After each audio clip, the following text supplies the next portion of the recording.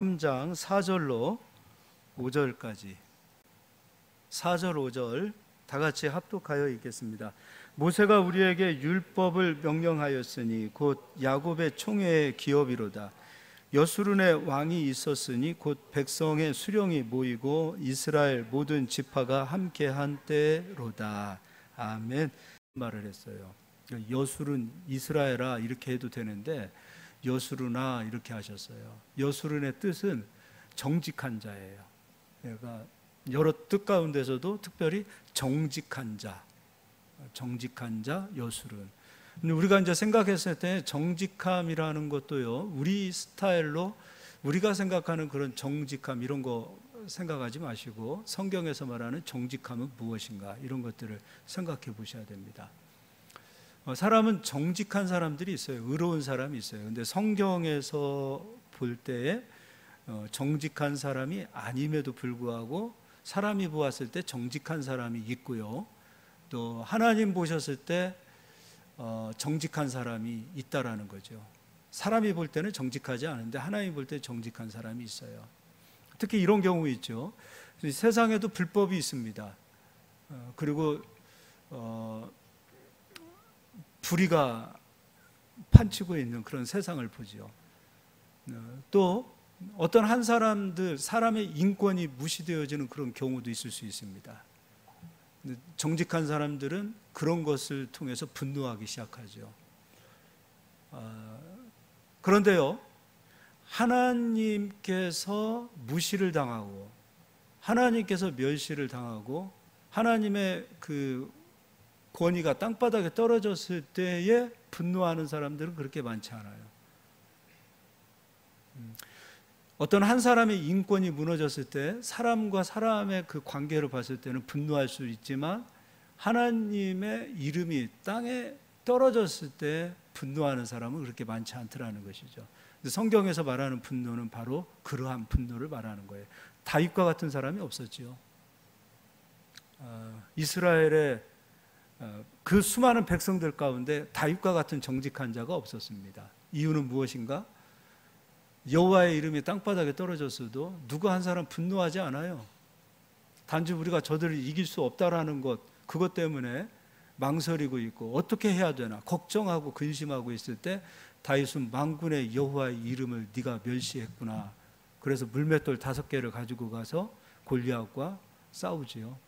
이런 정직한 사람이 성경에서 말하는 정직한 사람이라는 것이죠. 이거를 물론 이제 세상의 불의를 보고서도 정직함을 갖는 것, 그 굉장히 중요한 겁니다. 그런 마음도 있어야 하지요. 그런데 진짜 정직함을 가져야 될 마음이라는 것은 하나님의 이름이, 그리스도의 이름이, 교회가 땅바닥에 떨어졌을 때 그것을 보고 아무렇지도 않다라고 생각하고 있다면 우리는 진정한 여수른이 아닐 수 있다라는 것이죠. 여수른에 대해서 하나님이 이렇게 평가를 하셨는데 성경에 여수른에 대한 이야기들이 나올 때 부정적인 이야기도 있고 긍정적인 이야기도 있습니다. 몇 가지를 좀 찾아보겠습니다. 32장 15절도 보겠습니다. 그런데 여수른이 기름짐에 발로 찼도다. 하나님께서 이스라엘 백성들을 여수른이라고 부르는데 이 여수른이 기름졌어요. 먹고 살만합니다. 배부릅니다. 그러니까 하나님의 은혜를 발로 찼더라라고 말하고 있어요. 내가 살찌고 비대하고 윤택함에 자기를 지으신 하나님을 버리고 자기를 구원하신 반석을 업신여겼도다. 정직한 자의 사명을 잃어버린 거죠. 정직한 자는 하나님의 이름을 세우고 하나님께 영광을 돌리는 자들이 정직한 자인데 그 사명을 버려버리고 하나님을 업신여기는 모습들을 보게 됩니다. 이번에는 또 신명기 33장도 가서 보겠습니다. 여수른에 대해서 이렇게 나와 있죠. 26절 여수른이여 하나님 같은 이가 없도다. 그가 너를 도우시려고 하늘을 타고 궁창에서 위엄을 나타내시는도다. 이번에는 하나님께서 이스라엘 여수른을 도와주시겠다는 거예요. 내가 너를 돕겠다. 아주 긍정적인 평가를 하고 계십니다. 여수른의 그 사명, 하나님이 왜 여수른이라고 부르셨는가? 여수른의 사명도 보겠습니다. 이사야 44장을 가서 보겠습니다. 이사야 44장 2절입니다. 너를 만들고 너를 모태에서부터 지어낸 너를 도와줄 여호와가 이같이 말하노라. 나의 종 야곱, 내가 택한 여수르나 두려워하지 말라. 하나님께서 여수르를 택하셨다는 것이죠. 그리고 그들을 도우시겠다는 거예요. 그 두려워하지 말라라고 말씀하고 계세요.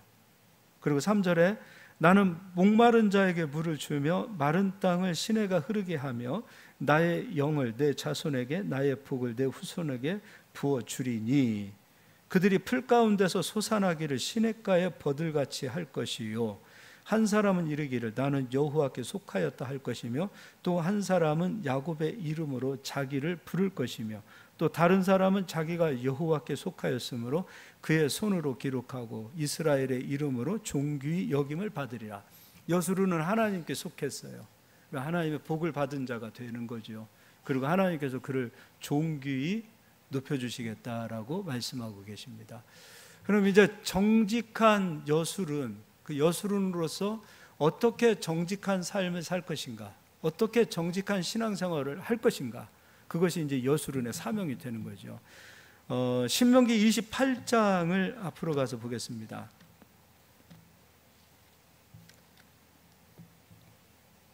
1절부터 읽어드리겠습니다. 내가 내 하나님 여호와의 말씀을 삼가 듣고, 삼가 들어요. 삼가 듣고 내가 오늘 내게 명령하는 그의 모든 명령을 지켜 행하면, 말씀을 지켜 행하면, 순종하면이에요. 내 하나님 여호와께서 너를 세계 모든 민족 위에 뛰어나게 하실 것이라. 자, 1절에 삼가 듣는다 그랬어요. 삼가 듣고, 그리고 말씀을 명령을 지켜 행하면. 2절에 내가 내 하나님 여호와의 말씀을 청종하면, 이번엔 삼가 듣고 이번에는 청종하고 이 모든 복이 내게 임하며 내게 이르리니. 그러니까 하나님의 말씀을 삼가 듣고 여호와의 말씀을 청종하면, 듣는 게 굉장히 중요하죠. 그리고 지켜 행하면 복이 온다는 것이에요. 그래서 14절까지 그러할 때 하나님께서 주시는 복들이 있어요. 3절 성읍에서도 복을 받고 들에서도 복을 받을 것이며 내 몸의 자녀와 내 토지의 소산과 내 짐승의 새끼와 소와 양의 새끼가 복을 받을 것이며 내 강주리와 떡반죽 그릇이 복을 받을 것이며. 자, 삼가 듣고라는 말은 이사야서의 말씀에 이스라엘 백성들이 마음이 부패해졌어요. 마음이 부패해졌을 때 나타나는 현상은 여호와의 말씀을 못 들어요. 말씀을 존 스토트 목사가 그런 얘기를 했어요. 굉장히 훌륭하신 분이에요. 사람들은 말씀을 삼가 들으려고 하지 않습니다 라고 얘기해요. 삼가 듣는다라는 것이 무엇인가를 존 스토트 목사님이 얘기했어요. 삼가 듣는다라는 것은 사람들은 복에 대한 말씀을 듣고 싶어요. 평강에 대한 말씀을 듣고 싶어요. 축복에 대한 말씀을 듣고 싶어요. 그러니까 좋은 말을 듣고 싶어요. 그래서 가려서 듣고 싶다는 거예요. 그 상태가 되면 삼가 듣는 것이 아니에요. 이사야서의 이스라엘 백성들 마음이 부패했을 때에 선지자들을 향하여, 말씀을 가르치는 제사장들을 향하여 부드러운 말을 하라, 우리가 듣기 좋은 말을 하라. 그러면 삼가 듣는 것이 아니라는 거예요. 근데 인간의 부패한 심령 가운데는 하나님의 말씀을 들을 때에 15절부터 68절까지는 저주의 말씀이에요. 실질적으로 저주의 말씀이 더 많아요. 근데 이 저주의 말씀을 듣고 싶지 않아요. 그럼 어떻게 해서 이 부패한 심령은 어떻게 하나님의 말씀과 타협을 하냐면 믿음이 아닌 신념으로 말씀을 듣기 시작해요. 믿음이 아닌 신념의 길을 걸어가기 시작해요. 삼가 들으려고 하지 않는 현상 가운데에서 어떤 현상이 나타나냐면 믿음의 길을 걸으려고 하지 않아요. 신념으로 신앙생활을 하려고 그래요. 자, 그게 무슨 말이냐면 그 뒤에 6절에 내가 들어와도 복을 받고 나가도 복을 받을 것이며, 앞에서 삼가 듣고는 다 잊어버리고 하나님께서 우리와 함께 하시기에 들어가도 복이요 나와도 복이요 내가 무엇을 해도 하나님은 나에게 복을 주십니다. 틀린 얘기지요. 자, 하나님 들어와도 복이요 나와도 복이요, 이건 분명히 하나님의 말씀이에요. 그런데 1절에 2절에 삼가 듣고 청종하고 말씀에 순종하고는 잊어버리고, 근데 이 사람들은 우리는 들었습니다 라고 얘기할 거 아니에요. 그러나 삼가 듣지 않았어요. 부드러운 말을 해라, 좋은 말을 해라, 우리 귀에 듣기 좋은 말을 하라, 이거예요. 이번에 우리 지방의 목사님 한 분이 울산으로 가셨다가 큰 교회로 가셨어요. 3년 만에 쫓겨났습니다.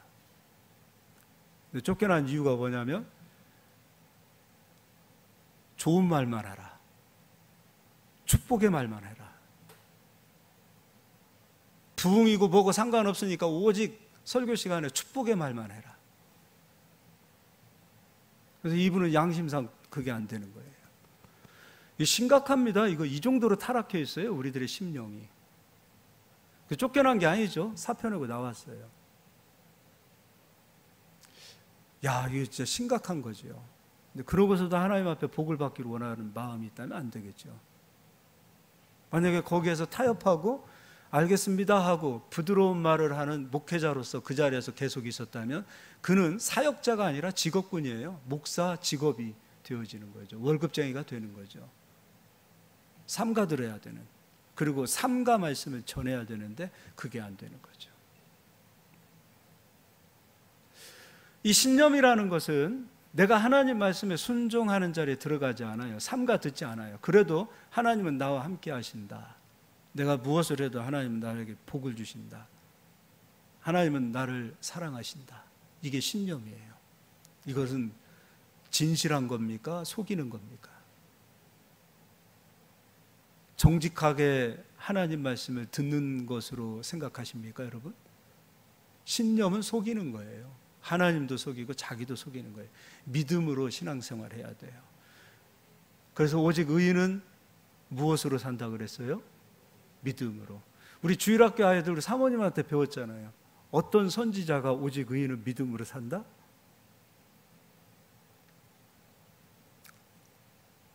예? 오직 의인은 믿음으로 살아요. 할렐루야. 오직 의인은 믿음으로 살아요. 주일학교에도 한 번에 다 기억하면은 뭐 좋지만 기억 못하니까 할렐루야입니다. 자, 8절입니다. 여호와께서 명령하사, 또 7절, 여호와께서 너를 대적하기 위해 일어난 적군들을 내 앞에서 패하게 하시리라. 그들이 한 길로 너를 치러 들어왔으나 내 앞에서 7길로 도망하리라. 여호와께서 명령하사 내 창고와 내 손으로 하는 모든 일에 복을 내리시고 내 하나님 여호와께서 내게 주시는 땅에서 내게 복을 주실 것이며 여호와께서 내게 맹세하신 대로 너를 세워 자기의 성민이 되게 하시리니 이는 내가 내 하나님 여호와의 명령을 지켜 그 길로 행할 것임이라. 땅의 모든 백성이 여호와의 이름이 너를 위하여 불리는 것을 보고 너를 두려워하여 여호와께서 내게 주리라고 내 조상들에게 맹세하신 땅에서 내게 복을 주사 내 몸의 소생과 가축의 새끼와 토지의 소산을 많게 하시며 여호와께서 너를 위하여 하늘의 아름다운 보고를 여시사 내 땅에 때를 따라 비를 내리시며 내 손으로 하는 모든 일에 복을 주시리니 내가 많은 민족에게 구워줄지라도 너는 꾸지 아니할 것이요 여호와께서 너를 머리가 되고 꼬리가 되지 않게 하시며 위에만 있고 아래에 있지 않게 하시리니 오직 너는 내가 오늘 내게 명령하는 내 하나님 여호와의 명령을 듣고 지켜 행하며 내가 오늘 너희에게 명령하는 그 말씀을 떠나 좌로나 우로나 치우치지 아니하고 좌로나 우로나 치우치지 아니하고 다른 신을 따라 섬기지 아니하면 이와 같으리라 라고 말하고 있습니다. 축복의 말씀은 좋지요. 들어도 좋고요. 보아도 좋아요. 그리고 이 축복의 메시지는 설교만 들어도 가슴이 뜁니다. 그런데 15절부터 68절까지는 온통 저주의 말씀이에요. 근데 저주는 언제 오는가? 15절, 내가 만일 내 하나님 여호와의 말씀을 순종하지 아니하여 내가 오늘 내게 명령하는 그의 모든 명령과 규례를 지켜 행하지 아니하면 이 모든 저주가 내게 임하며 내게 이를 것이니. 하나님 말씀에 떠났을 때, 순종하지 않았을 때 찾아오는 것은 다 저주예요. 그런데 우리는 말씀에 순종하지 않으면서 축복이 오기를 기대하고 있어요. 근데 그것을 포장하는 것이 무엇이냐면 바로 신념이에요. 삼가 듣지 않고 내가 듣고 싶은 말을 다 듣습니다. 들은 거예요. 내가 원하는 말씀만 다 듣습니다. 다 들은 거예요. 그리고 나서 들었지 않습니까? 라고 복을 주세요라고 말한다면 이것은 신념이요 하나님을 속이는 거라는 거죠. 그렇다면 제가 지금 신명기 강해를 이게 지금 몇 년째 하는 거예요. 몇 년째 지금 신명기 강해를 이렇게 해오는데 이 말씀을 들으면서 신념으로 들었던 분들이 몇 년 동안에 없었을까요? 안 바뀌더라고요. 신념을 가지고서 계속 포장해서 듣는 거예요. 그리고 결론적으로는 내가 정직하지 못한 사람이라는 것이 드러나기 시작하면은 이제 뿔이 나오기 시작하는 거예요. 그러니까 끝까지 회칠한 무덤으로 자기를 속이고 싶은 거예요. 하나님을 속이고 싶은 거예요. 근데 우리는 속이는 자가 되어서는 안 돼요. 정직한 여수론이 되어야 돼요. 그래야만이 신명기 33장에 하나님께서 이스라엘 백성에게 축복의 메시지를 모세를 통해서 증거할 때에 그 복이 그들에게 흘러가는 것이지 신념으로 이 말씀을 받으면 안 되는 거예요. 예를 들어서 한 지파에게 모세가 저주의 말을 했다. 그럼 그걸 신념으로 들어서는 안 돼요. 믿음으로 들어야 돼요. 그래? 그럼 이 저주를 극복할 수 있는 길은 무엇인가를 찾아서 하나님 앞에 나올 거 아니에요. 레위 지파는 저주를 극복하고 찾아서 나왔어요. 이런 복의 사람이 되어야 된단 말이에요. 근데 신념은 극복을 못해요. 시므온 지파 같은 경우는 극복을 못했어요. 이걸 극복하고 나올 수 있는 그것이 바로 믿음이라는 거예요. 우리 모두가 정직하면 얼마나 정직하겠습니까? 그러나 하나님 앞에서 믿음 생활만큼은 정직해야 돼요. 삼가 듣는다는 것이 너무도 중요한 거예요. 말씀이 우리에게 거울이잖아요. 말씀을 통해서 우리 자신을 비춰보는 거지요. 그리고 내가 정직한 사람인지, 그리고 정직한 믿음의 길을 걷고 있는지를 바라볼 수 있어야 돼요. 이게 되면요, 왜 복이 안 가겠습니까? 신명기 말씀은 신념으로 들어서는 안 돼요. 믿음으로 들으셔야 돼요. 믿음으로 듣는다는 것은 정직한 자가 되어서 듣는다는 거예요. 그래야 진짜 여수론이 되어지고 하나님께서 그들을 도우시고 그들에게 정말 하나님의 은혜가 흘러가도록 역사하시는 거예요. 그리고 이 믿음은 이 가문에 대해도 흘러가게 되어 있는 거예요. 이 신명기 33장에 모세가 이스라엘 백성 12지파에게 축복했던 그 축복은 그 당시에 들었던 사람들에게만 적용되어지는 문제가 아니란 말이에요. 이것은 영원한 언약이기 때문에 계속 흘러가는 거란 말이에요. 근데 믿음은 계속 흘러가요. 그러나 신념은 거짓이기 때문에 언젠가 드러나게 되면은 그것이 곧 화가 되어지는 거예요. 그래서 말씀을 들을 때에 내 귀가 삼가 듣는 귀가 될 수 있도록 하나님 앞에, 하나님, 나는 정직한 귀가 되어서 삼가 듣는 귀가 되고 싶습니다. 이런 고백을 하실 수 있는 저희들이 됐으면 좋겠어요. 정직한이라는 것이 어떤 말인지 성경에서 이제 좀 찾아보겠습니다. 역대하 29장입니다.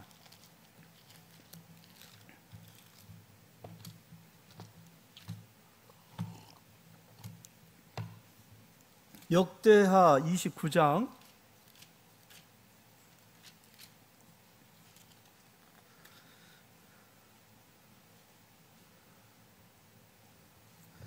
1절부터 읽어드리겠습니다. 히스기야가 왕위에 오를 때 나이가 25세라 예루살렘에서 29년 동안 다스리니라.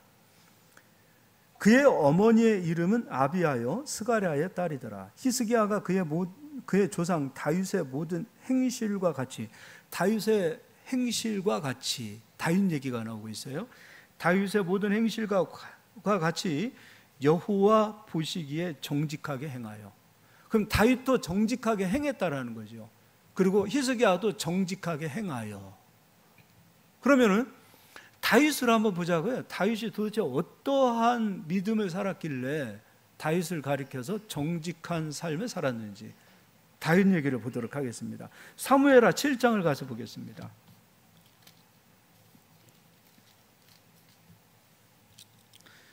7장 1절입니다. 여호와께서 주위의 모든 원수를 무찌르사 왕으로 궁에 평안히 살게 하실 때에 왕이 선지자 나단에게 이르되 볼지어다 나는 백향목궁에 살거늘 하나님의 궤는 휘장 가운데에 있도다.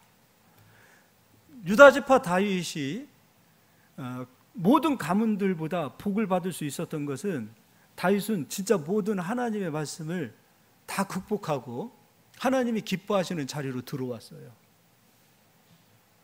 근데 하나님께서 다윗을 볼 때 너 정직한 자다, 내 마음에 합한 자다. 그리고 다윗을 통해서 하나님께서 소금 언약을 맺어주시죠. 다윗의 왕권은 영원하리라. 그래서 예수님은 그 영원한 왕권을 가지고 오시기 위하여 다윗의 혈통으로 오시지요. 근데 다윗이요, 어떤 마음을 가졌습니까?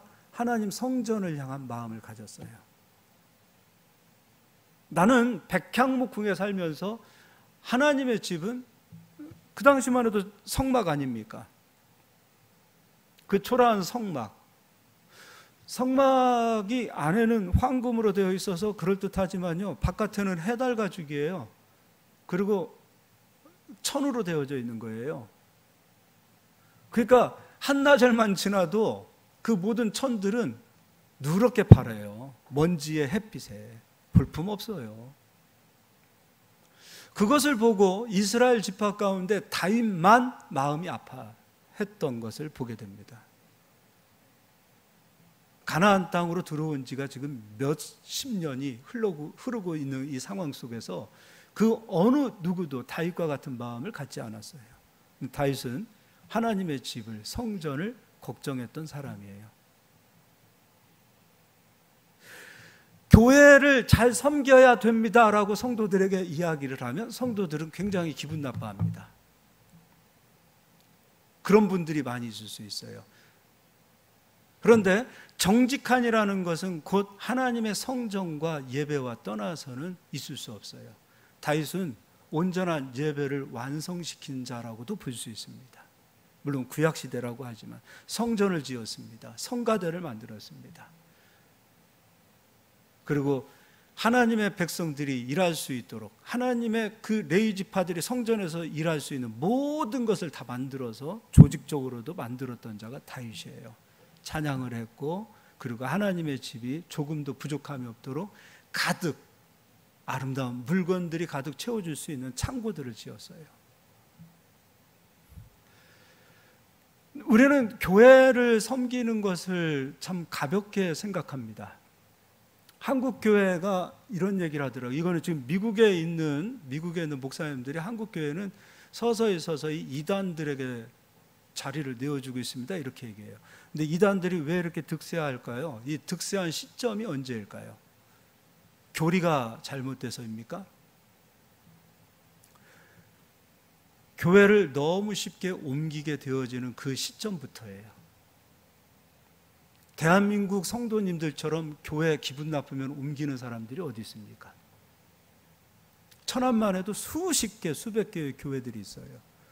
근데 이 교회가 하나님 우리에게 주신 사명이다라는 생각을 가지고 그 교회를 지키는 성도가 몇 프로나 될까요? 기분 나쁘면 옮겨버리죠. 목사님하고 사이 안 좋으면 옮겨버리죠. 성도들하고 사이 안 좋으면 옮겨버리죠.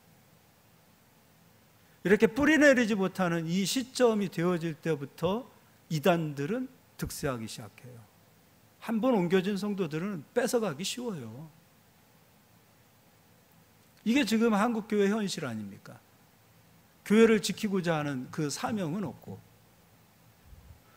건축하면 떠나고, 교회 빚지면 떠나고, 마음에 안 들면 떠나고.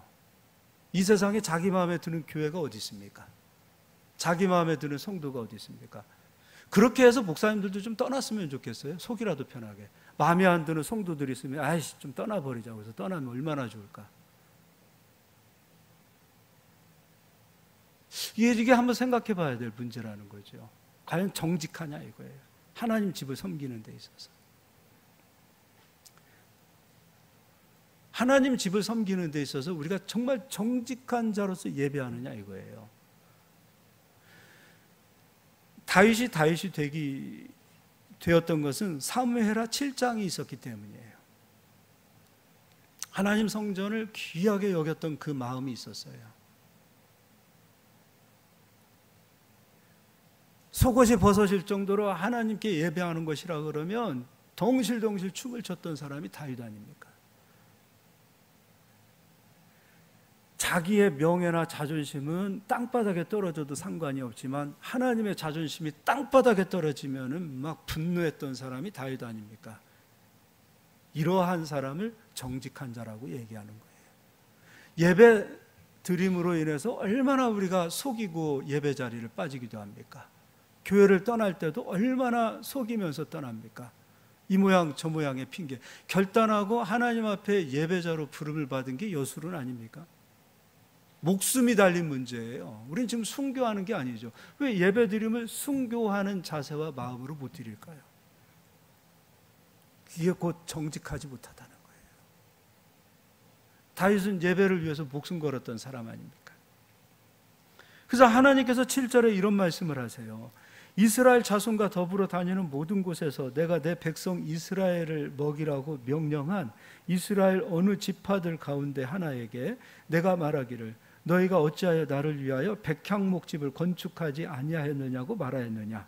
그러므로 이제 내 종 다윗에게 이와 같이 말하리라. 만군의 여호와께서 이와 같이 말씀하시기를 내가 너를 목장 곧 양을 따르는 데에서 데려다가 내 백성 이스라엘의 주권자로 삼고 내가 가는 모든 곳에서 내가 너와 함께 있어 내 모든 원수를 내 앞에서 멸하였은즉 땅에서 유대한 자들의 이름같이 내 이름을 유대하게 만들어주리라. 너의 이름을 유대하게 만들어주리라. 너 왜 쓸데없는 짓 했어? 그 얘기가 아니라 이스라엘 어느 지파 가운데서도 너와 같은 마음을 가진 자들이 없었다. 다 여수론으로 불렀으나 정직한 여수론으로서의 본을 보였던 사람은 다윗 아닙니까? 너의 이름을 내가 존귀하게 세워주리라. 그리고 나서 또 어떤 말씀을 하십니까? 이제 11절에 전에 내가 사사에게 명령하여 내 백성 이스라엘을 다스리던 때와 같지 아니하게 하고 너를 모든 원수에게서 벗어나 편히 쉬게 하리라. 여호와가 또 내게 이르노니 여호와가 너를 위하여 집을 짓고 하나님께서 우리의 집을 지어주시겠다는 거예요. 그리고 그는 내 이름을 위하여 집을 건축할 것이요 나는 그의 나라 왕위를 영원히 경고하게 하리라. 그리고 14절도 나는 그에게 아버지가 되고 그는 내게 아들이 되리니 그가 만일 죄를 범하면 내가 사람의 매와 인생의 채찍으로 징계하려니와 내가 내 앞에서 물러나게 한 사울에게서 내 은총을 빼앗은 것처럼 그에게서 빼앗지는 아니하리라. 내 집과 내 나라가 내 앞에서 영원히 보존되고 내 왕위가 영원히 경고하리라 하셨다. 영원한 언약으로 소금 언약으로 하나님께서 인을 치셨죠. 그리고 이후에 사무엘하 8장을 넘어가서 보도록 하겠습니다. 6절입니다. 다윗이 다메섹 아람의 수비대를 두매 아람 사람이 다윗의 종이 되어 조공을 바치니라. 다윗이 어디로 가든지 여호와께서 이기게 하시니라. 어디로 가든지 이기게 하시니라. 그런데 이 사람 다윗을 보십시오. 11절입니다. 다윗 왕이 그것도 여호와께 드리되 가는 곳마다 얻어지는 수많은 분깃물들을 드리되 이번에는 그것도 드렸다라는 것은 전에도 드렸고 지금도 드렸다는 거예요. 하나님의 집을 위해서라면 이러한 마음을 가졌던 자가 다윗이란 말이에요. 그리고 14절입니다. 다윗이 에돔 수비대를 두되 온 에돔의 수비대를 두니 에돔 사람이 다 다윗의 종이 되니라. 다윗이 어디로 가든지 여호와께서 이기게 하셨더라. 어디로 가든지 이기게 하셨더라. 여수론이 이루어지는 거예요. 정직한 자를 하나님께서 도우시고 이기시는 거예요. 정직한 자가 되어야 돼요. 하나님 앞에서도 정직하고 세상에 나가서도 사업을 하실 때도 정직하시고 정직한 자가 되셔야 된다는 거예요. 신념이나 이런 걸로 가져가지 마세요. 신념은 사람이 들었을 때 참 믿음이 좋다 속일 수 있어요. 자꾸 신념으로 속이려고 하면 안 돼요. 하나님이 어디를 가든지 나와 함께 하십니다. 내가 무엇을 해도 하나님 나에게 복을 주십니다. 근데 그 앞에 너 하나님 말씀에 순종했니? 다윗처럼 하나님 앞에 이런 귀한 예물을 드려는 보았니? 하나님의 집을 너의 집보다 더 사랑해 보았니? 라고 말한다면 말을 못할 거예요. 여러분이 회사 사장님이라고 놓고 보세요. 회사 사장님이에요. 기업을 이끄는 사장님이라고 봅시다. 근데 직원들이 왔어요. 근데 요즘은 이제 좋아요. 굉장히 좋은 거예요. 가족적인 거 좋지요. 옛날엔 그러지 못했어요. 요즘 가족들하고 여행을 다니고 가족을 챙기고 그러면은 가족을 향한 시간들이 더 많이 들어가지요. 그럼 여러분이 사장이라고 보았을 때 가족을 위해서 먼저 시간을 쓰는 사람들이 있어요. 그러면 좋아. 요즘 젊은 사람들은 참 좋아. 가족 중심 좋아. 그런데 정작 회사에 급하고 급하고 정말 중요한 일들이 있을 때에 가족 일을 먼저 생각해서 회사 일을 뒷전으로 두고 가족을 먼저 챙기기 위하여 나가는 사람이 있다면 뭐라고 하지는 않을 것 같아요. 그러나 더 큰 자리는 주지 않을 겁니다. 뭘 믿고 맡기겠습니까? 하나님도 똑같습니다.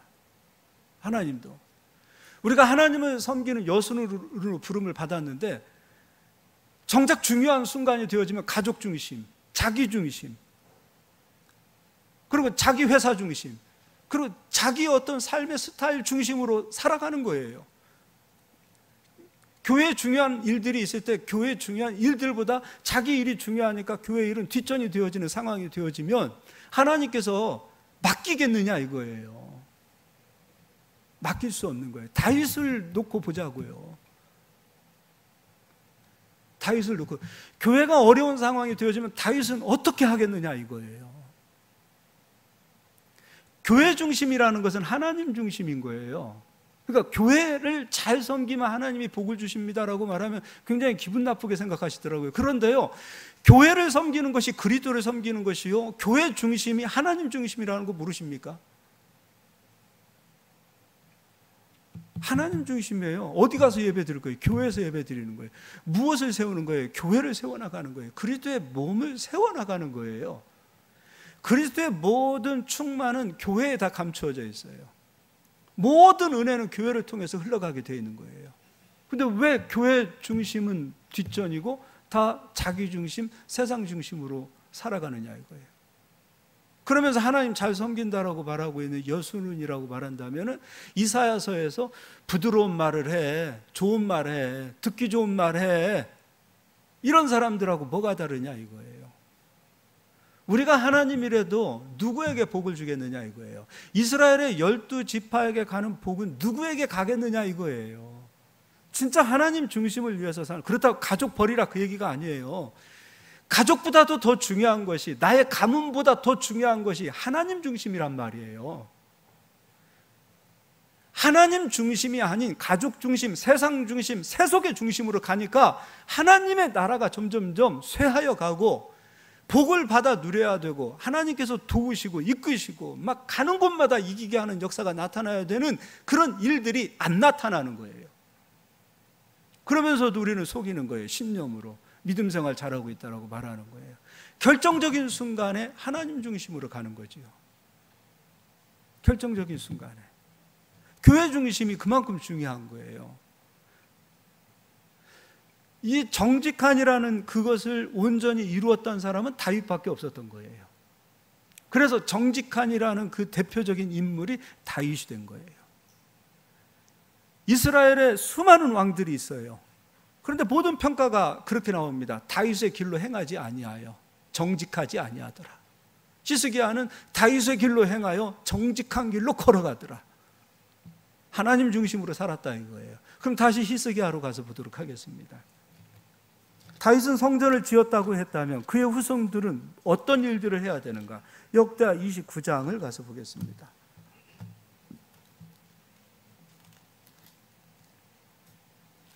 2절입니다. 히스기야가 그의 조상 다윗의 모든 행실과 같이 여호와 보시기에 정직하게 행하여.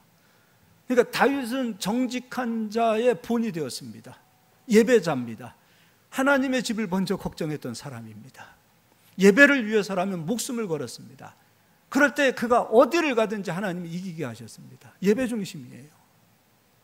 그 히스기야가 다윗을 본받았다라는 것은 무엇을 본받았던가? 성전을 지었다 그 얘기가 아니에요. 다윗은 성전을 지었어요. 근데 그 지어진 성전은 시간이 지나면 허물어지기도 합니다. 보수해야 될 때가 생기기 시작하는 거예요. 수많은 왕들은 하나님의 성전이 무너져가도 보수할 곳이 있어도 마음에 두지 않았어요. 히스기야는 어떤 마음을 갖고 걸어가는가? 3절입니다. 첫째 해 첫째 달에 여호와의 전 문들을 열고 수리하고 제사장들과 레위 사람들을 동쪽 광장에 모으고 그들에게 이르되 레위 사람들아 내 말을 들으라. 이제 너희는 성결하게 하고 또 너희 조상들의 하나님 여호와의 전을 성결하게 하여 그 더러운 것을 성소에서 없애라. 하나님의 성전을 보수해 가기 시작했어요. 더 나아가서 무너진 예배를 세우기 시작했어요. 그래서 히스기야가 다윗의 길로 걸었더라. 정직하게 신앙생활했더라. 이게 바로 여수론이에요. 우리는 어떻습니까? 이번에는 28장도 가서 보겠습니다. 1절입니다. 아하스가 왕위에 오를 때의 나이가 20세라. 예루살렘에서 16년 동안 다스렸으나 그의 조상 다윗과 같이 아니하여.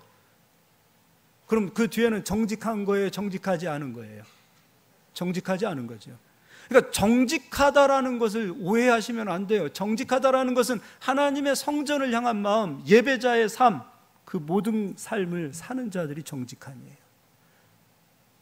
믿음으로 하나님의 말씀을 지켰고요. 신념으로 말씀을 지키는 것이 아니에요. 믿음으로 지켰어요. 신념으로 말씀을 듣는 것이 아니에요. 믿음으로 말씀을 들었어요. 정직하다라는 것은 예배자의 삶이에요. 여수론으로 우리를 부르셨어요. 여수론은 정직한 예배자예요. 하나님의 성전을 사모했던 마음, 그것으로 그치지 않았어요. 성전 지으려고 다윗은 일생 자신의 모든 삶을 성전 짓는데 썼던 사람이에요. 예배하기 위하여 몸부림쳤던 사람이에요. 이 정직한 마음을 회복하기 위하여 다윗이 범죄했을 때도 하나님 앞에 얼마나 간구합니까? 하나님, 그 어떠한 것을 다 가져간다 하더라도 내 속에 있는 이 정직한 마음만큼은 빼앗기지 않았으면 좋겠습니다. 예배를 그냥 드리는 게 아니에요. 정직하게 드리는 거예요. 여수론이 되어서 지키는 거예요. 우리 아이들에게도 마찬가지예요. 정직함이 세워져야 돼요. 정직함이. 허투루 하나님 앞에 예배 드리는 것이 아니에요. 정직하게 드리는 거예요. 정직하게. 그래서 이 아하스가 다윗과 같지 아니하여 여호와 보시기에 정직하게 행하지 아니하고 하나님의 성전을 무너뜨리는 일들을 해나가는 거예요. 우상을 세우는 일을 하는 거예요. 세상을 따라가는 거예요. 세상 중심이 되는 거예요. 이 사람들은 가족을 사랑하지 않나요? 다 가족 중심이 되는 거예요. 여러분, 가족 중심이 아니에요. 그리스도인들은 하나님 중심으로 사는 거예요. 왜 자꾸 가족 중심으로 살려고 그래요? 하나님 중심으로 사는 거예요. 가족도 다 때가 되면 다 뿔뿔이 좀 말이 좀 그렇다. 다 우리도 하나님 나라 부르심을 받아야 돼요. 가족 중심이 아니에요. 가족 중심이 아니에요.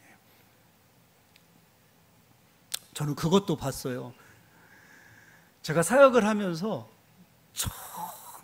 정말 부부가 너무 사랑을 하고 사는 거예요. 야, 저렇게 사랑할 수가 있을까? 진짜 저렇게 푹 빠져서 저렇게 살 수가 있을까? 그런 사람 3분을 봤는데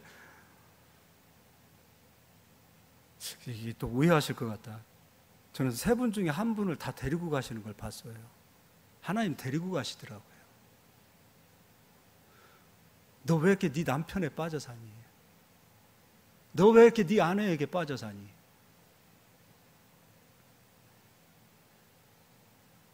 사랑을 하되 빠져 살면은 안 돼요. 하나님보다 내 남편이 더 우선이 되고 내 아내가 더 우선이 되어서는 안 돼요. 그 중에 한 집사님이 고백을 하는 걸 봤어요. 거두고 가시는 것을 보니 이제야 제가 하나님이 보입니다. 사람이 그래요. 뭔가에 하나 빠지면 하나님이 보이지가 않아요. 가족 중심이 아니에요. 그리스도의 중심이에요. 하나님 중심이에요. 그리스도의 중심, 하나님이 중심이 되면 하나님께서 우리의 가족과 가문을 세우시는 거예요.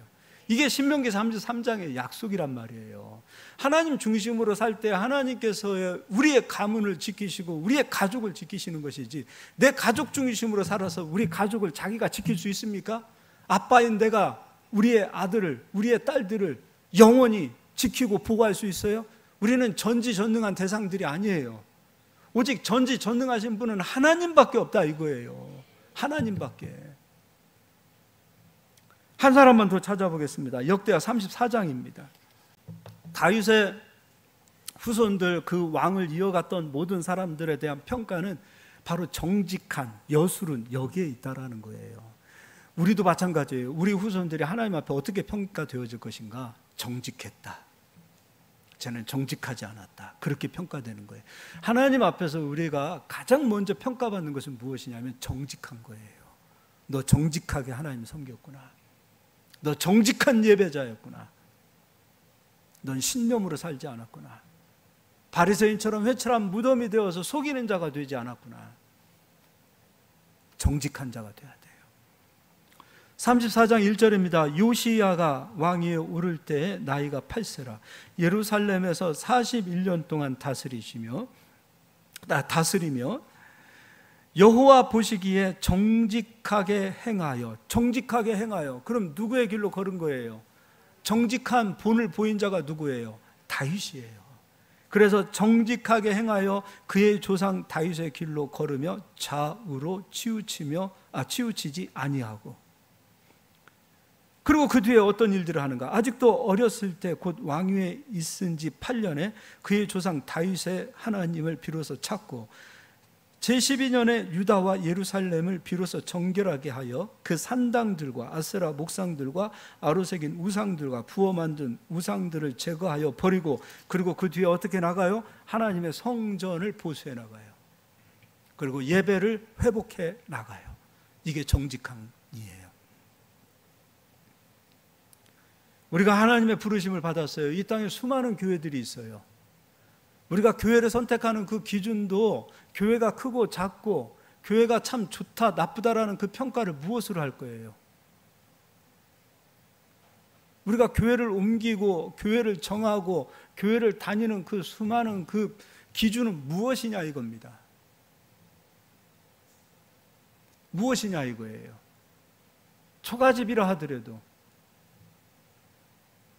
정말 그 교회를 지키는 그 사명을 가지고 교회를 지키는 자들이 이 땅에 있어야 여수론이 되어지고, 그 여수론이 되어진 자들의 그 후손을 하나님이 지켜나갈 것인데, 우리의 믿음이 교회를 너무 쉽게 옮겨버리는 그런 믿음들이 되어버렸어요. 그러니 이단들이 판치는 세상이 되어버렸어요.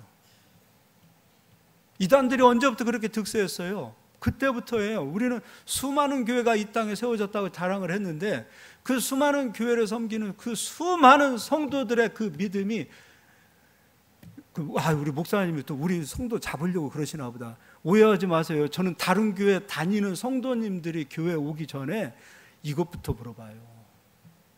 그리고 이런 상담을 할 때도 절대로 이 기준에서 정직한 것을 먼저 얘기해 주는 사람이에요. 오해하지 마세요. 교회 그렇게 쉽게 옮기는 거 아니다. 이 땅에 하나님의 백성들이, 하나님 섬기는 자녀들이 다윗과 같은 그 심령을 가지고 자신들이 섬기는 그 교회들을 지키고 그 교회들을 섬기고 그 교회를 보수해 나가는 그 성도들이 있다면 왜 한국 교회 전체가 무너져 가겠습니까? 지금 교인 수가 다 줄어들었어요. 1,000만까지 갔는데 지금 통계청에서 500만도 안 된다 그러는 거예요. 그런데 이 시기점에 대형 교회들은 성도들이 더 늘어나고 있다는 것은 이건 더 큰 문제 아니냐 이거예요. 더 큰 문제예요. 더 큰 문제. 대형 교회는 재정이 더 늘어나고 있고 성도가 더 늘어나고 있는 이 뭔가 이게 지금 병들어 있는 거 아닙니까? 교회론이 없어요. 교회론이 없는 그 순간부터 교회가 무너져가기 시작하는 거예요. 오늘 다윗과 같은 자들이 있다면, 그 심령을 가진 자들이 있다면 어떤 마음을 가지고 교회를 섬기겠느냐 이거예요. 그러할 때 하나님께서 우리에게 주시는 여수론으로서 비로소 어디를 가든지 이기게 하시라 이 복을 주시는 거예요. 저는 이 복이 우리 모든 성도님들에게 좀 이루어져서, 교회를 섬길 때 목사 섬기는 거 아니에요. 목사님의 기업이 아니에요. 저도 이 교회를 놓고 갈 때는 깨끗하게 놓고 가야 될 그런 사람이에요. 섬기는 거예요. 저도 마찬가지로 저도 여수론과 같은 마음으로 섬기면서 가야 되는 것이고, 우리 모든 성도님들도 교회를 섬길 때 여수론과 같은 마음으로 교회를 섬기시라 이거예요. 모두가 다 이런 마음으로 섬기는 자가 되어졌을 때 우리 부르심 교회만 건강한 것이 아니라 이 땅의 모든 교회들이 건강해지지 않겠느냐 이거예요. 얼마나 많은 성도님들이 교회를 옮기십니까? 한 달이면 한 2-3명 정도 상담을 받아요. 아니 왜 저한테 와서 상담하는지 모르겠지만 저는 답을 주는 건 단 하나밖에 없어요. 그만큼 많은 사람들이 그러고 있어요. 뭐 우리 교회라고 마찬가지 아닙니까? 우리 교회도 똑같지요. 하나님 나라를 지키는 것을 가볍게 생각하지 마세요. 하나님의 일을 가볍게 생각하지 마세요. 자기 일 중심이 아니에요. 세속 중심이 아니에요. 가족 중심이 아니에요. 우리 목사님 오해하시면 안 돼요. 가족 중심 아니에요. 그리스도 중심이 되셔요. 하나님 중심이 되세요. 내가 먼저 중심이 되어지고 하나님이 뒤가 아니에요. 하나님이 먼저고 내가 그 뒤라 이거예요. 하나님 중심을 먼저 찾으실 수 있기를 소망합니다. 그리스도 중심이 되시기를 소망합니다. 그런 은혜가 있으셔서 여수론으로 살기를 예수의 이름으로 축원합니다. 야, 이거 진짜 설교 반절도 못했는데 오늘 여기까지 하겠습니다.